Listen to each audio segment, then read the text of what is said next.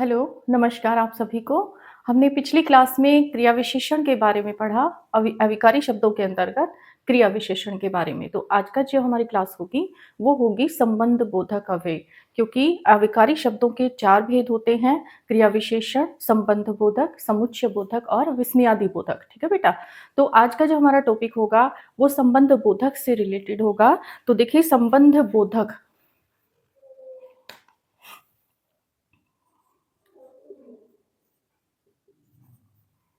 संबंध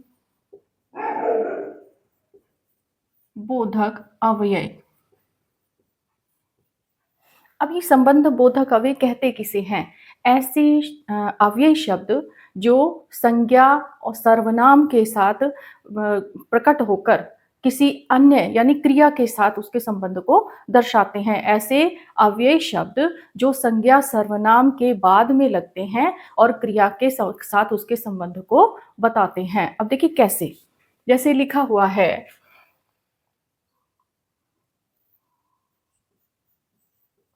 मोर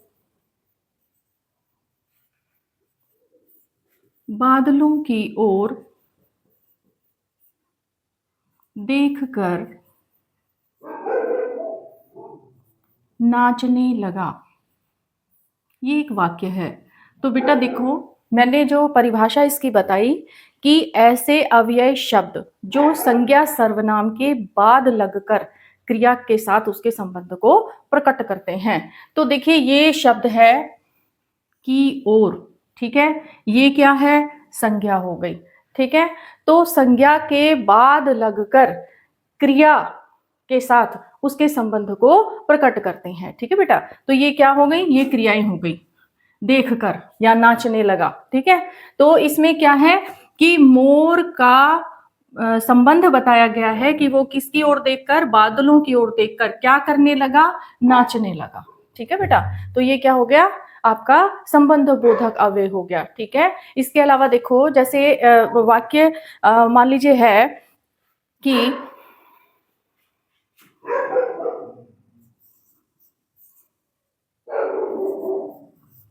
खुशी के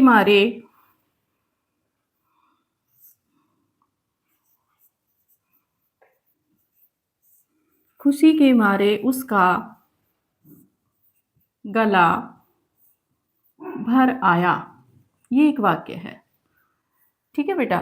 तो जैसे ये सर्वनाम हो गया, ठीक है, और यहाँ पे ये क्या हो गया? भाव हो गया, यानी कि संज्ञा हो गई। संज्ञा के बाद क्या आ गया? संबंध बोधक अव्यय आ गया। और किसके साथ संबंध प्रकट कर रहा है? गला भर जाने का, यानी कि खुशी के मारे उसका गला भर आया। ठीक है बेटा? समझ में आ गया? तो देखिए संबंध बोधक अव्यय जो है, इसको भी कई भागों में बांटा जाता है। तो वो देखिए, भाग देख लीजिए पहले। इसकी परिभाषा मैंने आपको बता ही दी है। ठीक है, और इसका जो आपका ये पार्ट है, इसके किस प्रकार से इसको बांटा गया है वो देखो। जैसे लिखा हुआ है, इसके भाग देखिए, प्रयोग के आधार पर, प्रयोग के आधार पर, ठीक है, और उत्पत्ति के आधार पर। पहले इसी को देख लेते हैं। उत्पत्ति के आधार पर, तो देखो प्रयोग के आधार पर इसके 2 भेद होते हैं। एक होता है संबद्ध, संबंध बोधक, और अनुबद्ध।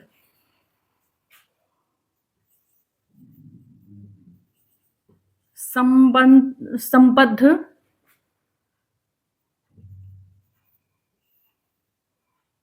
संबंध बोधक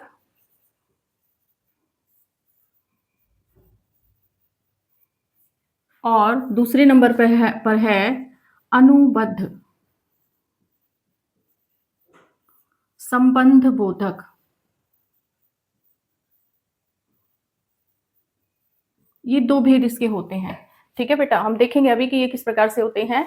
तो देखो, पहले जैसे मान लीजिए लिखा हुआ है इसमें संबद्ध संबंध बोधक। तो जहां पे ऐसे शब्द, जहां हम किसी ऐसे अव्यय शब्द जहां विभक्तियां लगती हैं, इसको हम ये भी कह सकते हैं कि परसर्ग के आधार पर, परसर्ग यानी कारक लगते हैं। ये देखिए जैसे ने, को, यानी कोई भी कारक विभक्तियां जिसके साथ आ जाए ना, जैसे कि के सामने, के सामने, जैसे मेरे घर के सामने मंदिर है। ठीक है, तो विभक्ति आ गई ना यहाँ पे, तो ये कौन सा हो गया? संबद्ध संबंध बोधक। ठीक है बेटा, जैसे वह राधा के बिना स्कूल गया, ये है। तो के बिना जो शब्द है, ये क्योंकि विभक्ति के साथ आ रहा है, इसमें कारक चिन्ह है, ऐसे कारक चिन्ह वाले शब्द क्या कहलाएंगे? संबंध संबद्ध संबंध बोधक अव्यय कहलाएंगे। ठीक है बेटा, अब अगला आता है अनुबद्ध संबंध बोधक। अनुबद्ध संबंध बोधक में क्या है? देखिए, अनुबद्ध संबंध बोधक में कोई भी परसर्ग नहीं होता, यानी कारक चिन्ह नहीं होते। के है, का है, से है, सम है, ऐसे शब्द नहीं होते। जैसे वह अपनी सहेलियों सहित मेरे घर आ गई, मेरे घर आ गई, ये एक वाक्य है। अब आप देखो कि इसमें आपको अव्यय कौन सा शब्द लग रहा है? कौन सा है? सहित। ठीक है, तो इसमें कहीं भी आपको कारक चिन्ह दिखाई नहीं देगा। ठीक है, लेकिन ये क्या है? एक संबंध बोधक अव्यय है, इसलिए ये जो शब्द है अव्यय है, इसको हम क्या कहेंगे? अनुबद्ध संबंध बोधक। ठीक है बेटा, जैसे लिखा हुआ है वह आजीवन कारावास में रहा। कारावास मतलब जेल होती है बेटा, कारावास में रहा, ये वाक्य है। तो ये जो शब्द ना आजीवन, जीवन पर्यंत, ये जो शब्द है ये क्या कहलाएगा? ये कहलाएगा अनुबद्ध संबंध बोधक। ठीक है बेटा, ये आप इसका ध्यान रखें। अगला जो आपका आता है वो है आपका प्रयोग के आधार पर हो गया।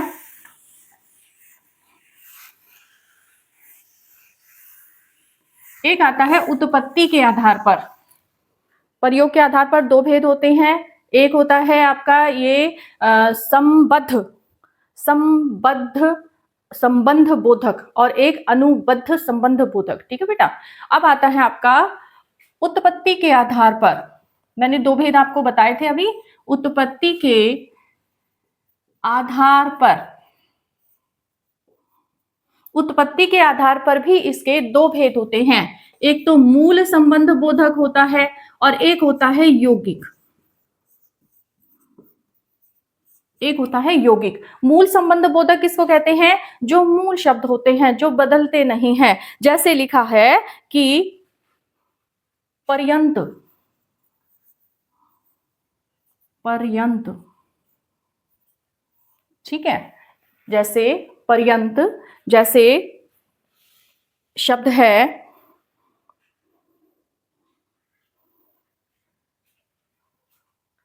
सहित,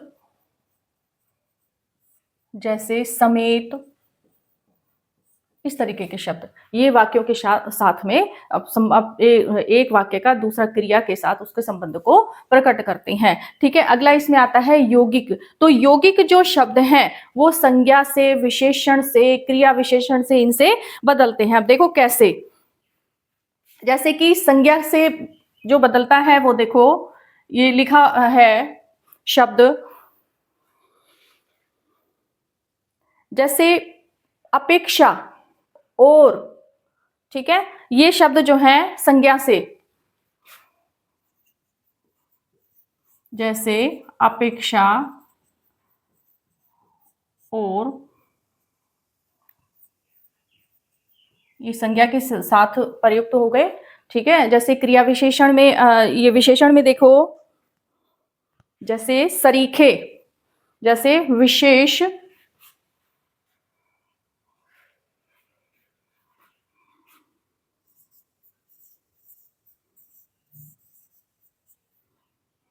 विशेष जैसे सरीखे विशेषण के रूप में, विशेषण के रूप में आते हैं। ये कहीं कुछ कंफ्यूजन ना हो जाए, इसलिए बेटा थोड़ा सा इसमें कंफर्म करना जरूरी है। ठीक है, अगला इसमें जैसे कि आता है क्रिया से, क्रिया से जैसे मारे, करके, ये इस तरीके के शब्द, क्योंकि इनमें क्रिया का प्रयोग हो रहा है, तो ये क्या हो गई, क्रिया का प्रयोग इसमें हो गया। ठीक है, यौगिक यानी जोड़ दिया गया। यौगिक का मतलब ही क्या होता है, जोड़ देना। ठीक है, अब अगला आता है क्रिया विशेषण।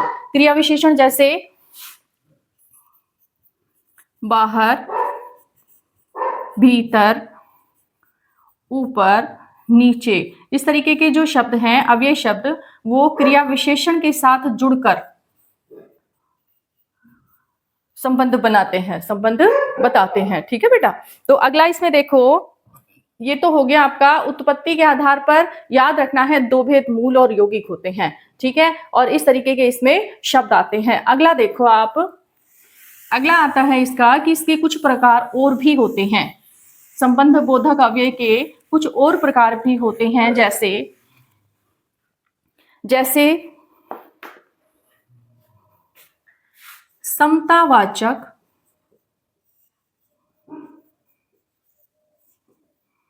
जैसे विरोधवाचक,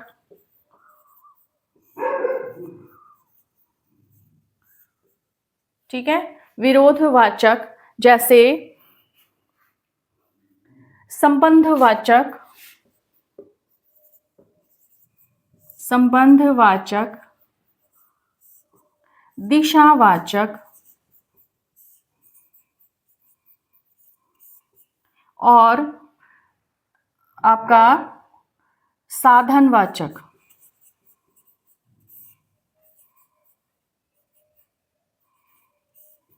ठीक है, अब समतावाचक मतलब कि सामान्य वाक्य, समतावाचक समानता जिसमें प्रकट की गई हो, जैसे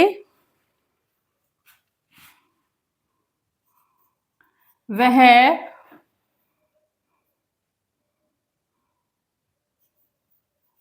राम के समान सुंदर है।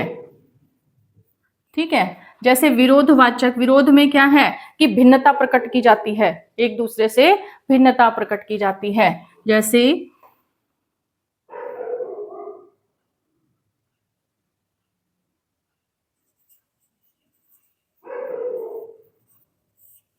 अशोक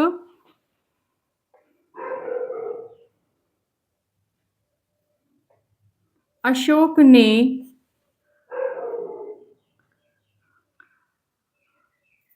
जैसे वाक्य लिखा हुआ है, अशोक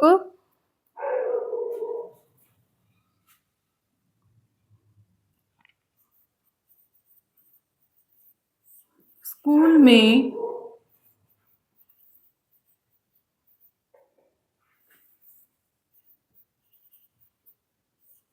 ये देखिए वाक्य जो है, मैं एक बार फिर से लिख देती हूँ बेटा।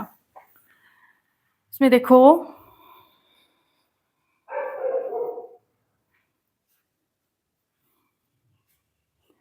वह राम के समान सुंदर है, तो इसमें तो बेटा देखो समानता बता दी। अब हमें क्या करना है, विरोधवाचक वाक्य, तो विरोधवाचक वाक्य लिखना है, वह राम से अधिक होशियार है, या होशियार है, ये भी आप लिख सकते हो। ठीक है, या होशियार है, ठीक है, या बुद्धिमान है, कोई भी आप वाक्य इसमें लिख सकते हैं। यानी कि हमें इसमें क्या करना है, विरोधवाचक होना चाहिए, भिन्नता प्रकट होनी चाहिए। विरोधवाचक मतलब भिन्न होना चाहिए। ठीक है, संबंधवाचक में क्या हो गया, वह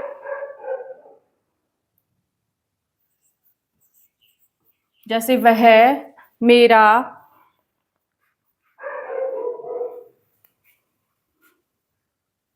वह मेरे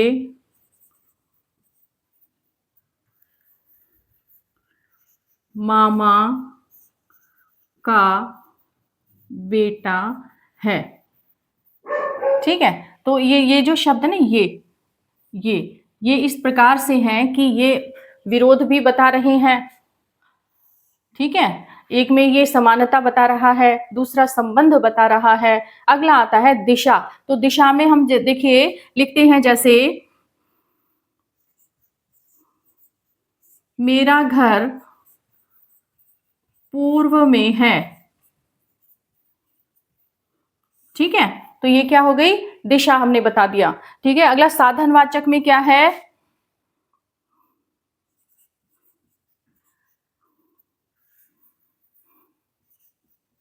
राम ने रावण को बाण से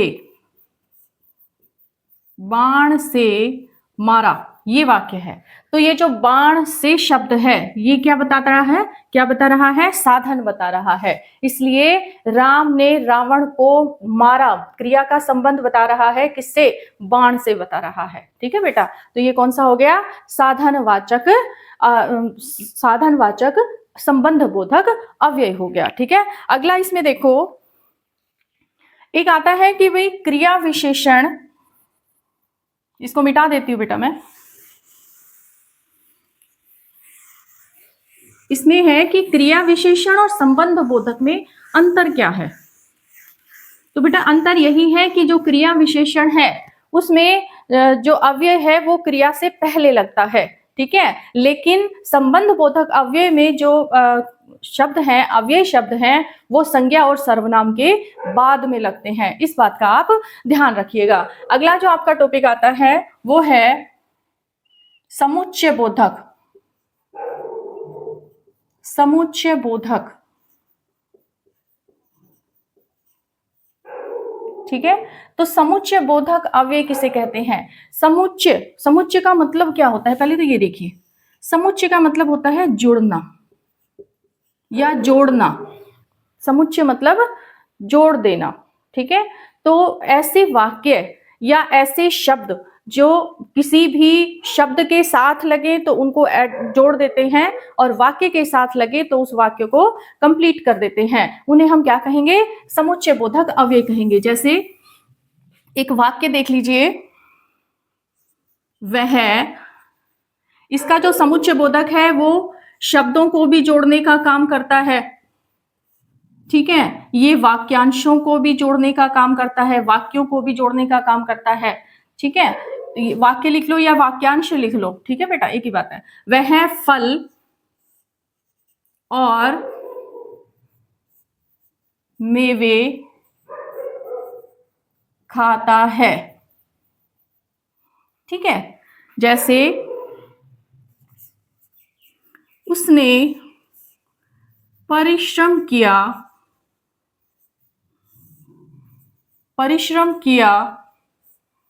परंतु असफल हो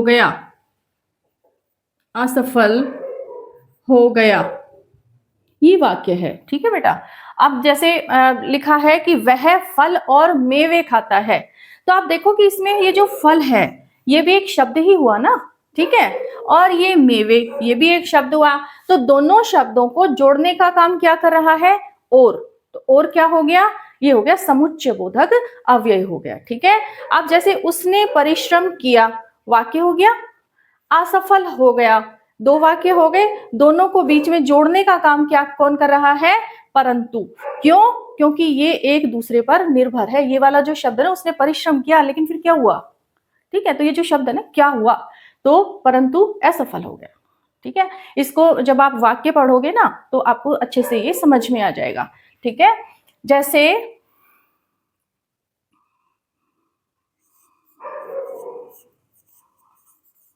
वह स्कूल गया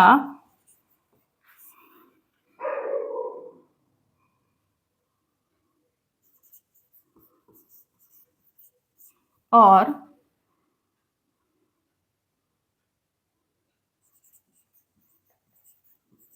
अपने घर भी नहीं लिखेंगे तो राम स्कूल गया और वह शाम को घर आया। अब ये जो दो वाक्य हैं, इन दोनों वाक्यों को इस प्रकार से लिखा गया है कि ये दोनों ही वाक्य अपने आप में पूर्ण हैं। ठीक है, अगर हम इनको अलग से भी लिखें ना बेटा तो कोई फर्क नहीं पड़ेगा। ठीक है, लेकिन केवल उसको समुच्चय बोधक अव्यय को बताने के लिए हमने क्या किया, इसमें और लगा दिया। तो ये और जो शब्द है ये क्या हो गया, समुच्चय बोधक अव्यय हो गया। कि कई बार जो हम किसी शब्द को, वाक्य को बोलते, जैसे इसमें आप देख लीजिए कि राम स्कूल गया, इसको हमने राम को यहाँ पे वह लिख दिया। अगर हम दोबारा से राम लिख देते तो वाक्य में ये त्रुटि होती। ठीक है, क्योंकि एक ही शब्द को बार बार लिखने से वो जो है भाषा अपना जो रंग है वो खो देती है, जो हम बोलते हैं ना कि लय को खत्म करती है। ठीक है, इसलिए इसमें हमने क्या किया, और लगाया। और किसको संबोधित करता है, समुच्चय बोधक अव्यय को। ठीक है बेटा, तो ये आपका कंप्लीट हो गया समुच्चय बोधक अव्यय। अगला आपका आता है विस्मयादि बोधक। समुच्चय बोधक अव्यय इतना ही था कि ये जोड़ने का काम करता है वाक्यांशों को, शब्दों को। ठीक है, अगला आपका जो आता है वो है विस्मयादि बोधक। तो विस्मयादि बोधक अव्यय देखिए, विस्मयादि बोधक अव्यय। ठीक है, विस्मयादि, विस्मय का अर्थ क्या होता है, विस्मय का अर्थ होता है कि जिससे हमें किसी बात पर आश्चर्य हो, हैरानी हो, खुशी हो, ठीक है, या शोक या दुख हो। ठीक है, तो ऐसे शब्दों को हम विस्मयादि बोधक अव्यय के अंतर्गत लेते हैं। जैसे अरे, वाह, इसमें ये विशेष ध्यान रखिएगा, ये निशान आता है बेटा, ये है विस्मयादि बोधक चिन्ह। ठीक है, और जैसे हे राम, ठीक है, इस तरीके के शब्द, जैसे शाबाश, ये शब्द। ठीक है, ऐसे शब्द जिनसे हमें खुशी होती है, दुख होता है, आश्चर्य होता है, ऐसे शब्दों को हम क्या कहेंगे, विस्मयादि बोधक अव्यय कहेंगे। ठीक है, जैसे अरे ये तुमने क्या कर दिया, ठीक है, हे राम ये क्या हो गया। तो वो जो हे राम है जिसपे ये निशान लगता है, विस्मयादि बोधक चिन्ह, तो ऐसे शब्दों को हम क्या कहेंगे, विस्मयादि बोधक अव्यय कहेंगे। ये था आपका विस्मयादि बोधक अव्यय तक। अच्छा, एक और टॉपिक छोटा सा है आपका, वो है निपात। कि निपात क्या होता है, कभी कभी ये पेपरों में आ जाता है आपके एग्जाम में। बहुत ही छोटा टॉपिक, कोई बड़ा नहीं है, इसी उसमें है, चैप्टर में भी ये है, इसलिए मैं आपको बता रही हूं। देखिए, ये है निपात। अब ये निपात क्या होता है, निपात शब्द जब हम किसी वाक्य को बोलते हैं तो उस वाक्य पर बल देते हैं, अपनी बात को बताने के लिए, समझाने के लिए। तो वो जो बल दिया जाता है वाक्य में, उस वो जो बल देने के लिए जिन अव्यय शब्दों का प्रयोग किया जाता है बेटा, वही क्या कहलाते हैं, निपात कहलाते हैं। जैसे ही, तभी, मात्र। ठीक है, इनके मैं वाक्य आपको बता देती हूं। जैसे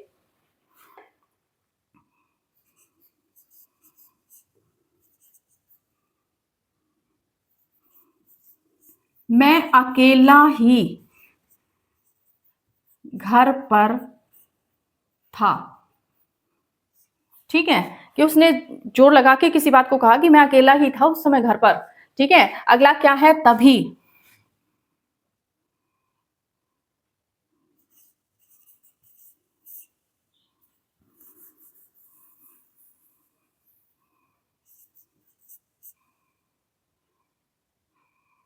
तभी या तुरंत, तभी उठकर भाग गया।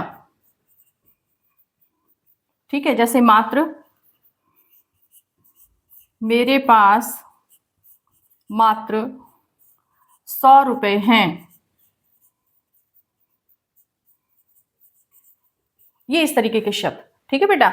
तो ऐसे शब्द जिन पर बल लगाकर या जोर लगाकर किसी बात को अपनी को स्पष्ट करने का प्रयास किया जाता है, उन शब्दों को हम क्या कहते हैं? निपात कहते हैं। ठीक है, तो ये आपकी क्लास पूरी कंप्लीट हो गई है। अगली जो क्लास है आपकी वाक्य की होगी, लेकिन एक अभ्यास का जो चैप्टर है आपका जो प्रैक्टिस का है वो मैं और शुरू करवा रही हूँ बेटा। एचटेट में जितने भी प्रश्न आए हुए हैं हिंदी से संबंधित, हिंदी व्याकरण से संबंधित, उन प्रश्नों का पूरी व्याख्या के साथ पूरा एक्सप्लेनेशन होगा और उसकी क्लास आपकी आज से ही शुरू होगी। ठीक है, कोशिश कर रही हूँ कि आज से ही हो जाए। ठीक है बेटा।